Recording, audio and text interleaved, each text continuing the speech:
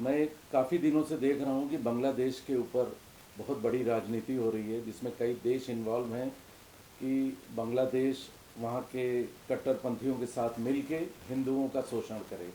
कई मंदिर तोड़े गए, कई लोगों को मारा गया, कई ऐसे बयान भी आए बहुत ही एथेंटिक रिपोर्टर्स के द्वारा, जिसमें ये कहा गया कि अगर आपको आपकी डेड बॉडी चाहिए घर वाले की, तो आप अल्लाह अकबर बोलिए। तो इस तरह का वक्तव्य भी मैंने सुना। अब वो वक्त आ गया है कि सारे हिंदू एक हों। तो मैं जागो हिंदू जागो मंच से ये बात कहना चाह रहा हूँ कि ये बात अब इस तरह की होती जा रही है। भारत में तो था ही पहले, अब बांग्लादेश में भी स्टार्ट हो गया है। वहाँ भी हिंदुओं का शोषण हो रहा है। भारत में ये बांग्लादेशी आते हैं, छाती चौड़ी करके ये यहाँ पे काम करते हैं, हमारे यहाँ से पैसा कमाते हैं, हमारे हक को छीनते हैं। तो सबसे पहले तो भारत सरकार से मेरा निवेदन है कि इन लोग के खिलाफ एक कानून बनना चाहिए कि ये अनऑथराइज्ड यहाँ पे ना रह सकें।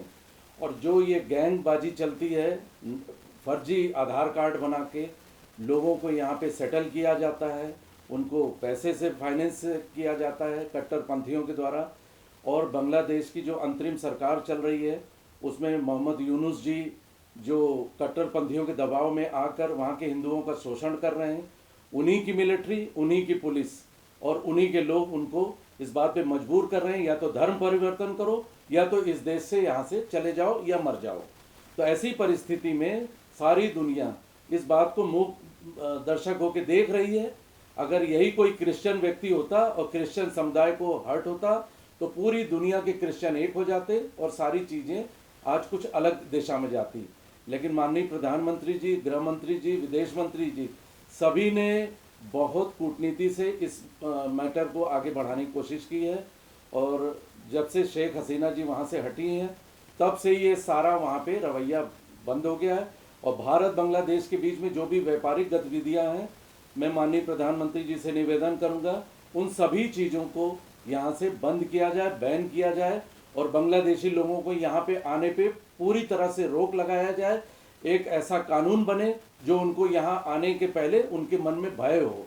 अभी बंगाल के रास्ते से ममता बनर्जी पूरा गेट खोल देती हैं, वोट बैंक की राजनीति करती हैं। इसी तरह दिल्ली में केजरीवाल करते हैं, बम्बई में करते हैं, सारे लोग इस तरह से कर रहे हैं। अभी बहुत सारी चीज़ें कंट्रोल हुई है, लेकिन अभी बहुत कंट्रोल बाकी है। मैं हर हिंदू से यही निवेदन कर रहा हूँ, आप जिस जगह खड़े हैं, जहाँ खड़े हैं, जिस हालत में हैं, आप लोग हिंदुओं के बारे में सोचें। हिंदुओं को इस तरह से वध करके, उनका शोषण करके, उनकी लड़कियों के साथ अभद्र व्यवहार करके, भारत में भी हुआ बहुत सारा केस जिसमें लड़कियों को काट काट के टुकड़े करके फ्रिज में रखे गए। इस तरह की चीज़ें अब हिंदू नहीं बर्दाश्त करेगा। और इस पे अंतर्राष्ट्रीय स्तर पे मैं 2-3 देशों में जा भी रहा हूँ और वहाँ पे ये आवाज़ उठाऊंगा। और भारत में जो बांग्लादेश की एम्बेसी है, उनके साथ भी हम पत्राचार करेंगे और राष्ट्रपति जी, माननीय प्रधानमंत्री जी, सभी को ये एक आवेदन करेंगे कि इस पे एक सख्त कानून बनाया जाए और इन लोगों को यहाँ से हटाया जाए। यूनुस को तो शांति नोबेल पुरस्कार भी मिला है, तो उस पर आपका क्या कहना है? शांति नोबेल पुरस्कार उनको अशांति फैलाने के लिए लग रहा मिला है। उनका नोबेल पुरस्कार वापस लेना चाहिए। नोबेल हर आदमी को क्यों इस्लाम धर्म स्वीकार कराना चाहते हैं? हिंदू अगर है, हम तो नहीं कहते हैं कि हमारे धर्म में आ जाइए आप।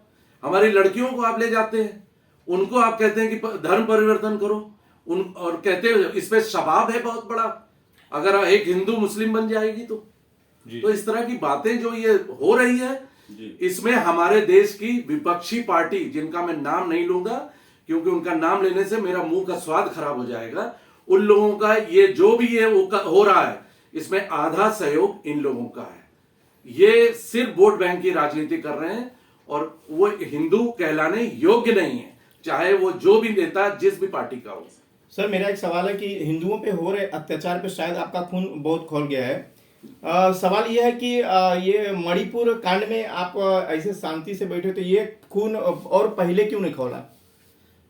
देखिए, मैंने उस विषय पे बहुत ही नॉर्मल बात की थी। ये बात मैं महसूस कर रहा हूँ, मणिपुर में भी जो हुआ था वो अच्छा नहीं हुआ था, लेकिन उसमें अंदर की राजनीति क्या थी, क्यों हो रहा था, वो भी आपने शायद अगर जानकारी हो तो आपको भी पता होगा। और हमारे केंद्र सरकार ने भी काफी चीजें वहां पे संभाली, वरना वहां पे तो मणिपुर को पूरा जलने के लिए विपक्ष ने झोंक दिया था। लेकिन देश में सर भाजपा की सरकार है, हिंदुत्ववादी सरकार है, वो जिस तरह का एक्शन लेना चाहिए उस तरह से कुछ एक्शन लिया नहीं है, तो आप क्या कुछ कहना चाहेंगे? मैं कहना चाह रहा हूं कि बांग्लादेश में 50 मंदिर तोड़ दिए, कोई दिक्कत नहीं आई, कोई भी नहीं बोल रहा है इस समय देश में। यहाँ पे जरा सा कोई मस्जिद मंदिर की राजनीति होती है, तुरंत हिंदुओं को टारगेट कर दिया जाता है कि ये एक पक्ष को ही देख रहे हैं और सारे देश को छोड़ के चल रहे हैं, और उसका विरोध करते हैं, पार्लियामेंट में विरोध करते हैं और मीडिया के जरिए विरोध करते हैं। मैं बस इतना ही कहना चाह रहा हूं, इसमें बहुत लंबी बात आपका करके समय नहीं खराब करूंगा। जो भी ये हो रहा है इस पे सख्त कानून अगर नहीं बनेगा तो हिंदू हिंदू नहीं रह जाएगा। अब जागने का टाइम आ गया है और हिंदू इतनी कमजोर जाति नहीं है कि उसके ऊपर कोई भी चढ़ के निकल जाए। अगर अब ये चीज नहीं संभलेगी तो हर हिंदू को सड़क पे आना पड़ेगा और आएगा हर हिंदू। क्या होगा आपका अगला कदम, क्या होगा अगर नहीं आपकी बात सुनी जा रही तो अगला कदम क्या होगा? अगला कदम राष्ट्रपति जी को ज्ञापन देना है, एम्बेसी के वहां के जो काउंसलर है, चीफ है, एम्बेसडर है, उनको देना है। यूएन में ये पूरी आवाज उठानी है, हमारे जो भी सहयोगी हैं वहां पे बैठे हैं उनके माध्यम से हम उठाएंगे और अंतर्राष्ट्रीय स्तर पे भी इस मैटर को उठाएंगे। मैंने पहले भी अंतर्राष्ट्रीय मैटर नेपाल से लेके मॉरिशस तक के उठाए हुए हैं और मैं अपने देश के लिए क्यों नहीं करूंगा। मैं अपने देश के और अपने हिंदुओं के लिए, मैं किसी कास्ट के ऊपर नहीं जा रहा हूं। मैं बस इतना ही कहना चाह रहा हूं कि धर्म आपका है, आप संभालो, हमारा धर्म हमें रहने दो। आप हमें बाध्य मत करो कि हम इस्लामिक धर्म कट्टरपंथियों के कहने से अपना लें, नहीं तो हमें मार दिया जाएगा। तो मैं सबसे पहले खुद कह रहा हूं कि मारना है तो सबसे पहले मुझे मारो। आज के बाद हर दिन बोलता रहूंगा मैं और बोलूंगा, आवाज उठाऊंगा।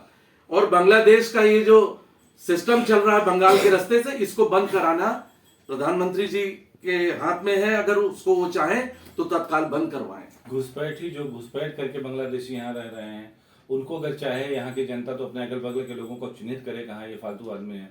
बंगाल के अंदर आज हिंदू लोग अपने घर बेच के जा रहे हैं। क्यों जा रहे हैं?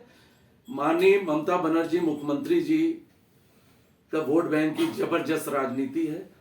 फर्जीवाड़े की आधार कार्ड के जरिए बांग्लादेशी वोट बैंक बनता है उनका। उनकी राजनीति अलग है, उस पर कहेंगे तो बहुत लंबी चर्चा हो जाएगी। उसी रास्ते से सब आते हैं। और इधर कश्मीर में हमारे जो छोटे भाई हैं पाकिस्तान वाले, वो चले आते हैं। तो हमारी सरकार तो इन्हीं को संभालने में लगी हुई है। तो एक बार हमें लगता है कायदे से हो जाना चाहिए जो भी होना है।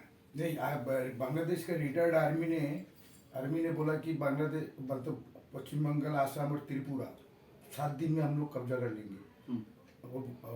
मतलब वहाँ पे ढाका में रास्ता पे उन लोग ने ऐलान किया कि हम लोग 7 दिन में तैयार मतलब दखल कर देंगे। तभी ममता ने एक स्टेटमेंट दिया था कि बॉर्डर सिक्योरिटी सेंट्रल गवर्नमेंट के हाथ में है और नेशनल इशू वो सेंट्रल गवर्नमेंट, बीजेपी सरकार, मोदी सरकार जो करेंगे उसका निर्णय में हम साथ देंगे।